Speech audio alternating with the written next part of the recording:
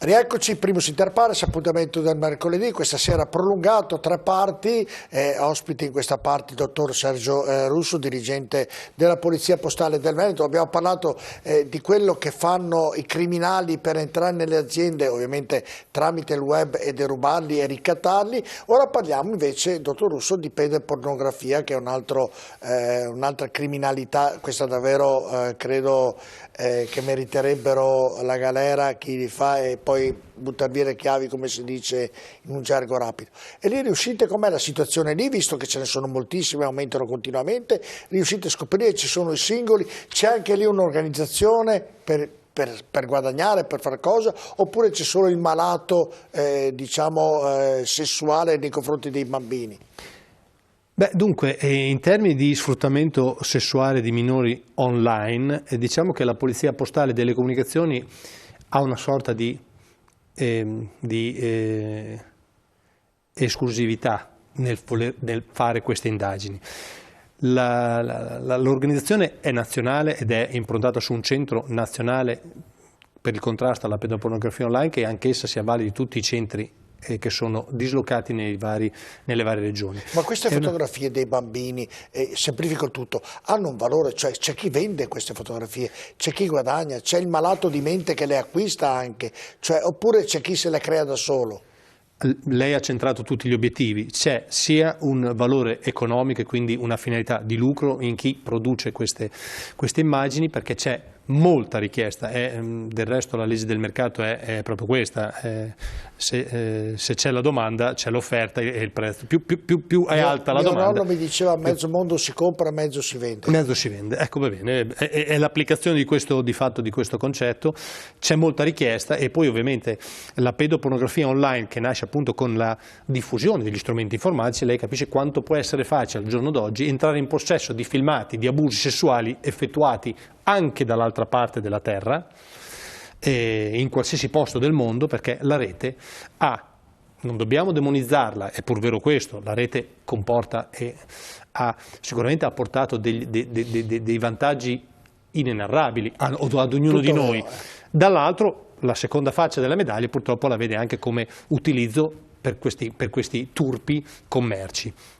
La nostra struttura è molto specializzata ed è intanto un'attività intensa di intelligence. Noi siamo presenti sulla rete, siamo presenti sulla chat. Ma come riuscite a scoprire, dottor Russo, il privato che va e fa la pedopornografia? Delle volte leggo sul giornale, hanno trovato quello che va e che lavora con i computer di pedopornografia, e come riuscite a scovarlo? Allora, non so se può dircelo, però... Sì, ma allora, un primo canale viene dalla segnalazione dei genitori, per esempio, perché vedono sui dispositivi dei figli o vedono attraverso appunto chiamiamola l'ispezione, il controllo dei dispositivi dei figli determinate immagini e vogliono approfondirle e quindi si rivolgono a noi.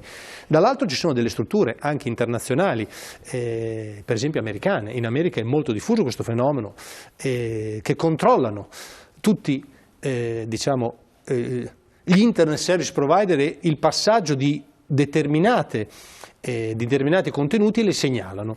L'ultima operazione che noi abbiamo fatto, ed è stata fatta di qui a ottobre, quindi lei capisce poco più di un mese fa, un mese e mezzo fa, operazione Cassandra, noi abbiamo avuto una segnalazione di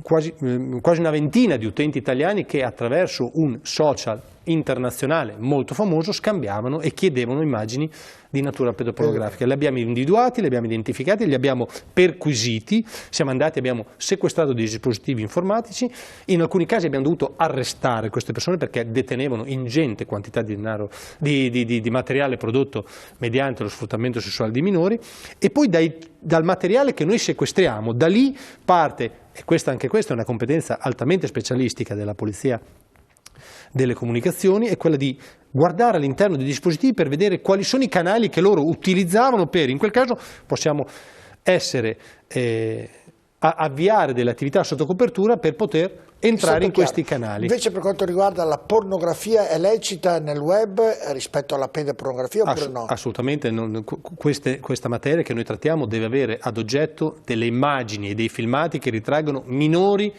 degli anni 18. Se sono maggiori non è reato. Non è reato. Non è reato. Per la legge italiana non è reato. Non è reato, questo abbiamo capito solo per quanto riguarda ovviamente i minori, invece per i maggiori uno può navigare nel web e fare tutto quello che vuole, come già mi sembra si faccia. Senta, invece per quanto riguarda il terrorismo, come operate? Perché anche lì volevo solo completarle una cosa, se mi posso permettere, per quanto riguarda la pedopornografia online. Vorrei sottolineare un'attività che secondo me merita di essere spiegata, esplicata agli ascoltatori. In primis, lei considera che il personale che si occupa di queste indagini è un personale soggetto veramente a delle situazioni psicologiche molto forti, perché consultare le immagini, vedere chi sono cercare di identificare i minori, vedere come sono state prodotte, dove sono state prodotte, e quindi avere in maniera molto frequente queste immagini di minori abusati sotto gli occhi è un aspetto veramente importante. E abbiamo una struttura di psicologi interna alla polizia che costantemente monitora lo stato psicologico di questi operatori di polizia. Un altro aspetto che è una strategia messa in atto dal Dipartimento della Pubblica Sicurezza e della Polizia di Stato, quindi, è quello di andare nelle scuole. Noi incontriamo i ragazzi. Dopo parliamo perché siete stati poi, facciamo vedere anche il pullman, il camion che avete, che seguite ovviamente con molta attenzione ovviamente le scuole e i ragazzi giovani. Questo io accelero i tempi ovviamente, certo. Dottor Russo. Invece per quanto riguarda il terrorismo, anche lì dovete fare un lavoro davvero molto intelligente, usiamo per scoprire, visto che ovviamente è di voga e in tutto il mondo quello che succede, gli attentati e tant'altro. Ecco, anche lì operate? Assolutamente sì, oltre che essere un lavoro intelligente è un lavoro di intelligence vero e proprio, in questo caso perché... L'ho detto in italiano. Esatto, è un lavoro di intelligence, perché cosa facciamo? In questo caso lei può immaginare che le organizzazioni che si occupano di terrorismo islamico, parliamo di Al-Qaeda, di Daesh hanno praticamente visto restringersi il loro campo d'azione, perché ovviamente molti stati li combattono e quindi anche sotto l'aspetto più strettamente materiale hanno cominciato a subire enormi sconfitte. Cosa hanno pensato? Anche qua purtroppo il web e internet gli è venuto in aiuto, perché cosa fanno? Reclutano persone sul web, quindi creano dei punti di ritrovo sul web e riescono a con veri e propri brainstorming lavaggi del cervello, a convincere determinate persone che magari anche mentalmente possono avere qualche problema. Lo abbiamo visto nei fatti di cronaca, perché le vediamo soprattutto in Francia, ultimamente è successo in Francia, e riescono a reclutare persone e a convincerle a fare determinati gesti per perseguire la finalità della guerra santa e del diventare martiri per poter raggiungere i massimi livelli appunto spirituali della guerra islamica. Anche un po' anche per i soldi, oltre a tutto quello che lei dice. I soldi sono sempre in mezzo per me. Ma in questo contesto, diciamo, c'è proprio l'ideologia, c'è proprio l'apologia di determinate situazioni. Le persone vengono convinte, sono persone disperate. E lì come riuscite a scoprire, dottor Russo? Lì come riusciamo a scoprire? La nostra attività in questo caso è un'attività che è sulla rete. Siamo presenti sulla rete, siamo presenti su questi social, su questi gruppi dove loro si ritrovano per parlare, ci avvaliamo di mediatori. L'occasione di fare una domanda: dove lavorate, negli uffici dove lavorate, ognuno è specializzato nel proprio ramo, chi per le truffe per le aziende, chi per la pedopornografia, chi per il terrorismo, chi per le truffe comuni, cioè ognuno ha un reparto oppure interagite tutti tra di voi? Allora, sicuramente come dice lei, è chiaro che più si sale nella gerarchia ci sono settori dove vengono affrontati appunto la contrasto alla pedopornografia, la protezione delle infrastrutture critiche, l'attività di contrasto al cyberterrorismo e l'attività per esempio di contrasto a tutto quello che sono il mondo delle frodi alla moneta elettronica. Siamo molto settorializzati. È chiaro che più si sale, più ovviamente nella gerarchia, più chi sta sopra deve essere a conoscenza di più fenomeni, magari non tecnicamente ma da un punto di vista investigativo. Chi segue il terrorismo conosce abbastanza i meccanismi di questi diciamo persone che hanno degli ideali e quindi sanno dove andare a cercarli, hanno già delle idee, ormai ci studiano da anni, quindi hanno già delle idee chiare, anche se magari non riescono a scoprire tutti ovviamente.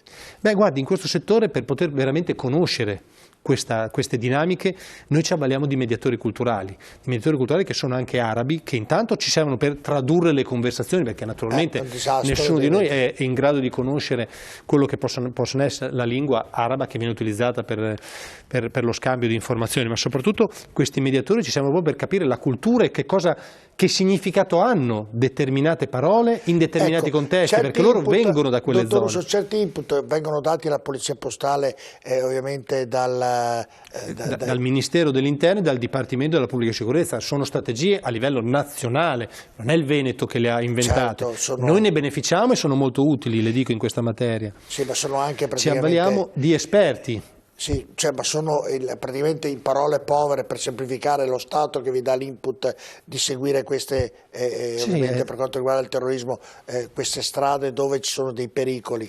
Assolutamente, è il Dipartimento che lei sa, noi come Dipartimento della Pubblica Sicurezza e come Polizia di Stato abbiamo una struttura che si occupa di terrorismo, che è la Direzione Centrale della Polizia di Prevenzione, che ha anni e anni di esperienza e intelligence nel settore reale. Noi come Polizia Postale e delle Comunicazioni abbiamo questa specialità del web, di capire come avvengono queste cose sul web. E su questo abbiamo capito. Siamo quasi alla fine, ho ancora diverse cose da chiederle. Allora, io vado nel banale, io ho il computer, a un certo punto mi arriva il mio responsabile web e mi dice: non aprire quella posta perché quella è un virus e ti rovina tutto il computer, tutti i dati te li rovina. Ma perché chi li manda questi virus? Li manda in generale un criminale per rovinare tutti, o ha degli scopi ben precisi? E perché li mandano a me o a una persona comune che non ha nulla a che fare con determinati interessi? Oppure dice: beh, mettiamo tutta la rete e prima o dopo peschiamo l'arlocco di turno o il farlocco?